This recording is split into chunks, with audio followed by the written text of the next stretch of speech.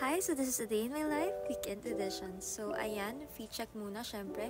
Shopee yung top, yung shoes, and yung cardigan. Ukay yung pants, Tommy yung bag, and G-Shock yung watch. Punta lang ako ng Raw para bumili ng cam, PowerShot V10. Ayan, nakita-kita na kami. Nakarating na kami sa One Ayala with my friends and nakita na namin yung iba naming friends.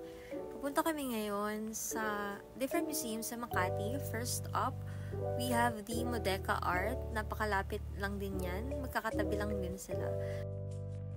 Hello, we're here at Modeka Art Studio. Ano ba? Yeah.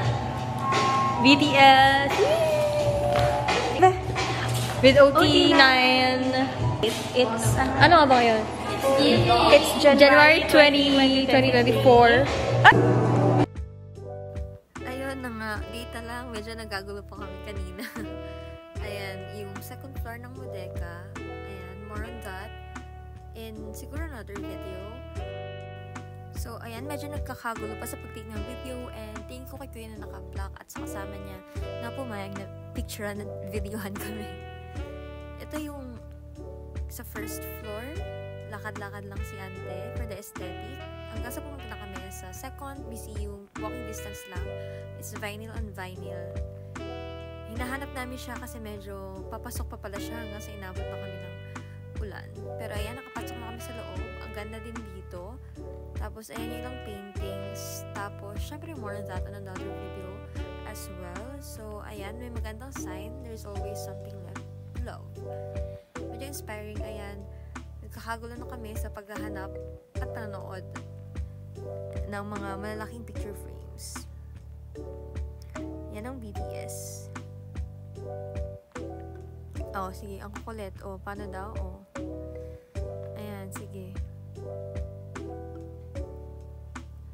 Ayan, nasa next and last museum na pinuntahan na namin kami. 7 PM ang sara ng museum na to. Ayan, paakyat kami sa second floor. First floor and second floor din siya. Medyo mas malawak to compared sa iba and mas malaki yung spaces.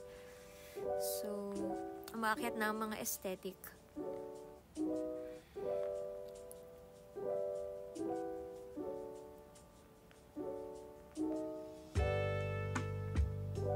Tapos, ayan, yung may malaking painting sa baba. Hanggang sa pumunta kami sa Greenbelt para mag-dinner. And, syempre, wine night na rin with my friends. Lahat kami working na by that time. And, cheers for the years to come. And, of course, chikahan.